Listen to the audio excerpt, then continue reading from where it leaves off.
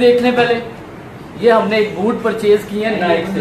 जबरदस्त जबरदस्त जबरदस्त। नाइक से बूट परचेज किए हैं और ऊपर भी अल्लाह लिखा हुआ है। अब क्या इसमें गौर से देखिएगा, ये मेरा कैमरामैन आपको दिखाएगा, इसके अंदर अल्लाह लिखा हुआ है। नाउजुबिल्ला, तौबा तौबा। ग्रेटर इस्राइल फार्मूला को चलना है, आगे बढ़ना है, होगा इंशाअल्लाह ताला। और इसके अंदर बैक पे भी देखें, अगर गौर से देखेंगे ना, अगर आप मुसलमान हैं, बिल्कुल है, बिल्कुल है। अगर आपको अरबी आती है या उर्दू आती है तो ये लिखने को आपको मिलेगा, यहाँ पे अल्लाह लिखा हुआ है, गौर से देखें। ये ग्रेटर इस्राइल फार्मूला है। अब मेरा गवर्नमेंट ऑफ पाकिस्तान से कौन? प्राइम मिनिस्टर, कहाँ से आते हैं ये लोग यार? अगर वो खुद को कहते हैं कि ये मदीना की रियासत है तो इसको, इस कंपनी को यहाँ पाकिस्तान में बैन होना चाहिए।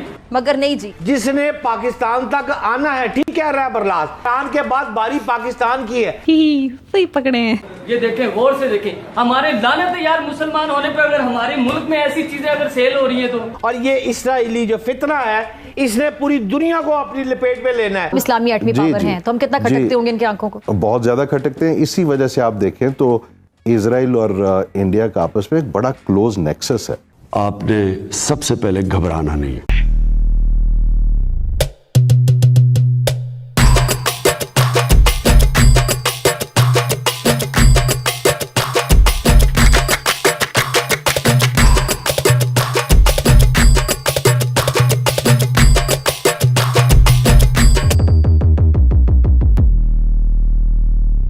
सारे दुनिया के गम एक तरफ और इन पाकिस्तानियों के गम एक तरफ। अल्लाह तौबा। अब बताओ भाई की ये टेंशन है कि भाई जूते पे अल्लाह का नाम छप गया। अल्लाह भी पता नहीं कहाँ कहाँ अपना नाम छपाया जा रहा है।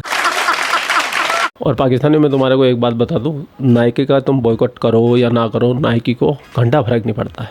आखिर क्यों? क्योंकि उसका ओरिजिनल जूता खरीदने के लिए तुमको पूरा पाकिस्तान गिरवी रखना पड़ेगा। और ये जूता भी तुमने पूरे मोहल्ले के लोगों ने थोड़ा थोड़ा चंदा जमा करके जब मंगवाया होगा, वो भी मुझे लगता है फर्स्ट कॉपी है ये, या सेकंड कॉपी भी हो सकती है। क्यों? क्योंकि ओरिजिनल खरीदना तुम्हारे बस की बात नहीं है।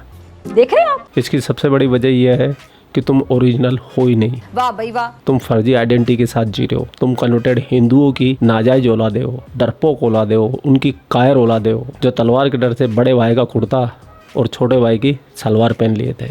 और इन पाकिस्तानियों का दुख यहीं ख़त्म नहीं होता। अभी तो आप आगे आगे देखिए, आपको देखने को मिलेगा लाल टोपी का दर्द। आय हाय, इतने दर्द में लाल टोपी आपने आज तक नहीं देखा होगा। और हमारी प्यारी दुलारी फिजा खलीफा, इजरायली बड़े बेरहम है। हमारी फिजा का चेहरा इतना सा कर दिया उसने। इजरायलियों थोड़ा और जोर लगा के मारो, आग पाकिस्तान तक पहुंचनी चाहिए और ये आग पाकिस्तान तक पहुंचेगी भी। कल के वीडियो में मैंने आपको इजरायली पीएम का पुराना इंटरव्यू दिखाया था जो करीब 2011 का था। और बंदा उस वक्त भी बिल्कुल क्लियर फोकस था कि मुझे आगे चल के करना क्या है, और 2025 में भी फोकस है। तो पाकिस्तानियों, अब तुम्हारा नंबर है, अब तुम पिटोगे, मरोगे। वाह भाई वाह। पाकिस्तान की मेन स्ट्रीम मीडिया के जो भी मुख्य चेहरे हैं वो सब डरे हुए हैं। हमने कल एक क्लिप चलाया बेनियामिन नवाज में, वो ईरान के साथ ही पाकिस्तान को गिन रहे हैं कि ये अगला खतरा हो सकता है। ये तो होगा। वो जो आर्क ऑफ रेजिस्टेंस था अब पूरी तरह डिसमेंटल हो चुका है। जंग अब ईरान के अंदर दाखिल हो चुकी है। ईरान अब पूरी तरह डिफेंसिव है। इस वक्त वो एक दिफाई जंग लड़ रहा है और एक लास्ट डेस्परेट एफर्ट्स हैं ईरान की, क्योंकि अब नजर यही आया है कि उसके पास सिवाय बैलिस्टिक मिसाइल्स के और कोई हथियार नहीं है जो जिनसे वो इसराइल तक पहुंच सके। लेकिन जो कुछ हो रहा है इस वक्त, जो इसराइल की हिकमत अमली है, इसको भारत बहुत गौर से देख रहा है। मीनवाइल ख्वाजा आसिफ ने अपनी गुफ्तगू में गठजोड़ करार दिया भारत और इसराइल का, और अलर्ट किया मुस्लिम उम्मा को, और ये कहा कि इस्लामी ममालिक इसराइल से ताल्लुकात ख़त्म करें। मुस्लिम दुनिया अगर मुत्तहिद ना हुई तो सबकी बारी आएगी, और ज़ाहिर है फिर पाकिस्तान तो उसमें सिग्निफिकेंट है कि पहले ही हमले में ईरान की अहम अस्करी क़यादत और साइंसदान वहाँ पर शहीद हुए। बहुत बढ़िया। क्योंकि भारत के सोशल मीडिया में, भारत के तमाम पॉलिसी मेकर्स में ये डिस्कशन बहुत एग्रेसिवली हो रही है कि जिस तरीके से इसराइल ने हमला करके तमाम ईरानी क़यादत को कत्ल कर दिया था, बिल्कुल इसी तरह अब भारत को अपने ऑपरेशन सिंदूर के दूसरे राउंड में पाकिस्तान के खिलाफ हमला करना चाहिए। इसी ताकत के साथ, इसी शिद्दत के साथ, इसी वसी पैमाने पर कि इसराइल के लिए पाकिस्तान सबसे बड़ा खतरा है। और इसराइल खुद पाकिस्तान से जंग नहीं करना चाहता, वो भारत के जरिए हमारे खिलाफ जंग करेगा। यानी Israel wants to fight Pakistan to the last Indian, आखिरी भारतीय फौजी तक इसराइल पाकिस्तान से जंग करेगा। आप अगर देख रही हो, बड़ी दोस्ती नरेंद्र मोदी ने किया होगी। कल भी टेलीफोनिक राब्ता सबसे पहले इन दोनों का ही हुआ था। भी हुआ, सारा कुछ हुआ। और ये जो पीछे हमारा इनके साथ एक मिलिट्री कॉन्फ्लिक्ट हुआ इंडिया के साथ, उसमें इजरायली ड्रोन्स इस्तेमाल हुए एग्जैक्टली और जी इस्तेमाल हुए, और वो इजराइल को कोई डाउट नहीं है इंडिया के पाकिस्तान को वो किस नजर से देखते हैं, और वो डिक्लेयर करते हैं कि पाकिस्तान न्यूक्लियर प्रोग्राम, वो पाकिस्तान की मिलिट्री कैपेबिलिटी और पाकिस्तान के न्यूक्लियर प्रोग्राम को एज अ थ्रेट देखते हैं। इस बात का इंतजार कर रहे हैं, आगे बढ़कर एक दफा ठीक से दांत क्यों नहीं तोड़ देते, इस बात का क्यों इंतजार कर रहे हैं कि पहले हमला वो करे। ये ईरान वाली गलती हम क्यों करना चाहते हैं? ईरान भी यही कह रहा था कि पहला हमला इसराइल करे, अब इसराइल ने कर दिया पहला हमला, और अब अपने इनके जख्म जो है वो उनसे संभाले नहीं जा रहे। ईरान से सारी क़यादत कत्ल हो गई, सारे न्यूक्लियर रिएक्टर और प्लांट और स्ट्रेटेजिक डिफेंस फोर्स, इनके जो एयर डिफेंस सिस्टम से वो तबाह हो गए, एयरफोर्स के एयर बेसिस तबाह हो गए। पहले हमले का इंतजार क्यों करते हो यार? आगे बढ़कर दुश्मन को मारो, जब जंग चल रही है, जंग तो रुकी भी नहीं, कोई हमारा अमन का एग्रीमेंट भी नहीं हुआ आपस में। अब चूंकि पाकिस्तान की रियासत जो है वो वही करना चाह रही है जो ईरान ने किया कि हम पहले हमले का इंतजार करेंगे, तो फिर ठीक है, पाकिस्तानी कौम को बहुत बड़े नुकसान के लिए ज़हनी तौर पर तैयार रहना चाहिए। ज़ाहिर तो ऐसा लगता है कि उम्मत मुस्लिमा बमुकाबला यहूद और नसारा का इस वक्त एक मंजर हम देख सकते हैं। पाकिस्तान की भी बारी आ सकती है, क्या पाकिस्तान भी अगला टारगेट हो सकता है? इसराइल को पाकिस्तान का एटॉमिक पावर होना शुरू दिन से ही खटक रहा है। ये मुस्लिम ममालिक को टारगेट क्यों करती हैं? ये मुस्लिम ममालिक के एटमी प्रोग्राम से क्यों खौफजदा होती हैं? क्यों? ये दुनिया के अंदर जो एटमी प्रोग्राम चल रहे हैं उनके बारे में तो कोई फिक्रमंदी नहीं पाई जाती, सिर्फ मुस्लिम दुनिया में। और मुस्लिम दुनिया में इनको एक एज हासिल है कि मुस्लिम दुनिया के हुक्मरान जो हैं वो इन बड़ी ताकतों के साथ खड़े होते हैं। मुस्लिम दुनिया के आवाम जो है वो बुनियादी तौर पर बड़ी ताकतों को चैलेंज कर रही है।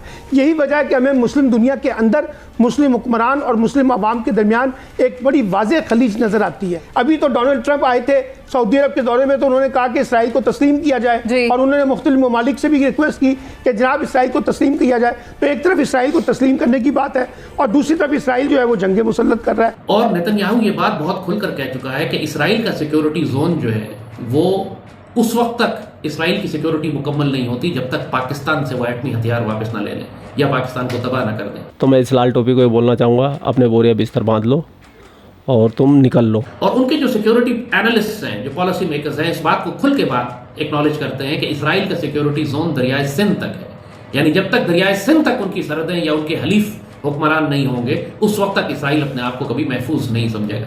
यानी दूसरी जानिब वो ये चाहते हैं कि भारत जो है वो दरियाए सिंध तक आ जाए और दरियाए सिंध से आगे का जो इलाका है ईरान पर भी इसराइल नवाज हुकूमत हो, तो ये सारा इलाका जो है भारत से लेकर इसराइल तक किसी मुसलमान ताकत के कब्जे में ना हो। अब जाहिर है ये जंग जो उन्होंने इसराइल से शुरू की थी, पहले गजा के मुजाहिदीन के खिलाफ की, इन्होंने गजा को खंडर बना दिया, पूरी मुसलमान दुनिया तमाशा देखती रही। फिर इन्होंने हिजबुल्लाह को तबाह किया, मुसलमान दुनिया तमाशा देखती रही। फिर इन्होंने शाम को तबाह किया तो पूरी मुसलमान दुनिया तमाशा देखती रही। उससे पहले ये इराक को तबाह कर चुके थे, मुसलमान दुनिया तमाशा देखती रही। उससे पहले इन्होंने लिबिया को तबाह किया, मुसलमान दुनिया तमाशा देखती रही। अब ये ईरान पर हमलावर हुए हैं, मुसलमान दुनिया तमाशा देख रही है, और बड़े बड़े मुसलमान अरब ममालिक इसराइल के दिफा के लिए आयरन डोम का काम कर रहे हैं। यानी जो ईरानी मिसाइल जो जा रहे हैं इसराइल की जानिब, इनमें अक्सरियत को तो अरब ममालिक मार कर गिरा रहे हैं, और चंद एक को अमेरिकन जहाज मार रहे हैं, और चंद एक जो है वो इसराइल जाके गिर रहे हैं। सो अरब ममालिक का तो ये हाल है, इनकी तो तबाही और बर्बादी सईदी रसूलुल्लाह ने आखिरी ज़माने के हवाले से बिल्कुल साफ बता दी थी कि ये बुतपरस्त और मुशरिक भी हो जाएंगे, ये इनमें वहन की बीमारी लग जाएगी, ये माल और दौलत और दुनिया की मोहब्बत में और मौत के खौफ में मुब्तला हो जाएंगे। ये सब कुछ अपनी आंखों से आप देख रहे हैं। अब जंग ईरान तक आ चुकी है, और ईरान अगर तबाह होता है, और अगर तबाह नहीं भी होता तो एक हेडलेस स्टेट बन जाता है, जिस तरह शाम बन गया था, जहां बड़े बड़े इलाकों पर बेशक बशारुल असद की हुकूमत थी दमिश्क में, लेकिन बड़े बड़े इलाकों के ऊपर दहशतगर्द ग्रोहों का कब्जा था।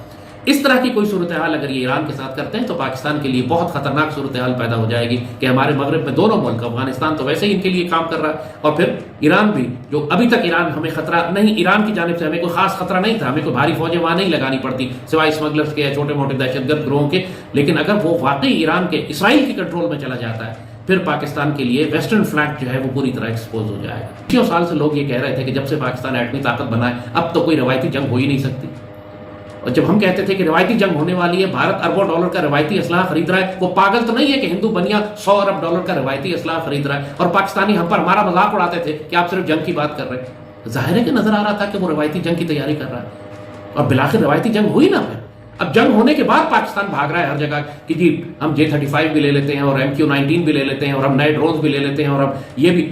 अब क्यों भाग रहे हैं? हम इसलिए भाग रहे हैं कि अब हमें वो जो 20 साल से एक डॉक्ट्रिन पढ़ाई जाती थी, ब्रेन वॉशिंग की जाती थी कौम की कि दो एटमी ताकतें आपस में कभी जंग कर ही नहीं सकती, हमें भारत से 100 साल का अमन करना चाहिए, बाजवा डॉक्ट्राइन, वो सब भग से उड़ गई हवा में। बिल्कुल एक नई रियलिटी सामने आ गई। फलस्तीन एक अलग जंग है जो भड़क रही है, जहां पे 4-5 लाख फलस्तीनी शहीद और जख्मी किए जा चुके हैं, पूरी मुस्लिम दुनिया तमाशा देख रही है। वो जंग फैल के शाम में, यमन में, इसके बाद इराक में और अब ईरान तक आ चुकी है। ये गल्फ के मुल्क बचेंगे नहीं। अगर ये गल्फ के लोग समझ रहे हैं कि ये बचे रहेंगे, ये कबूतरों की तरह आंखें बंद करके बैठे हुए, ये समझ रहे हैं कि जो कसाई ज़िबा करता हुआ आ रहा है पूरी मुसलमान दुनिया को, इन गल्फ के अरबों को छोड़ देगा, इसने इनको आखिर के लिए रखा हुआ है, लेकिन छोड़ेगा बिल्कुल भी नहीं। लेकिन अब आपको ये बात बहुत अच्छी तरह मालूम हो गई कि पूरी आलम इस्लाम में अब सिर्फ अगर कोई एटमी फौजी ताकत बची है तो पाकिस्तान है। मैं इस लाल टोपी से ये बोलना चाहूँगा, भाई तुम तो गजवा हिंद की बातें करते थे, बड़ी बड़ी बातें करते थे, अब क्या हो गया? अब क्यों डर रहे हो? क्यों हवा सरक रही है? क्यों पैरों के नीचे से जमीन सरक गई? क्या हो गया ऐसा? क्यों डर रहे हो इजराइल से? अल्लाह तुम्हारे साथ है। काफिरों में इतनी हिम्मत कहाँ जो पाकिस्तान का कुछ बिगाड़ सके? पाकिस्तान तो बना ही अल्लाह के नाम पे है। पाकिस्तान का मतलब क्या? ला इलाहा इल्ला इलाया, पता नहीं क्या होता है।